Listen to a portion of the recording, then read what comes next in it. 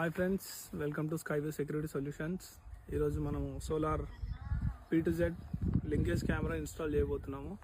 ఇక్కడ జనగాం డిస్టిక్లో లక్ష్మాపూర్ అనే విలేజ్లో మనకి దొంగతనం జరుగుతుందని పొలం దగ్గర మన రైతు చెప్పడం జరిగింది.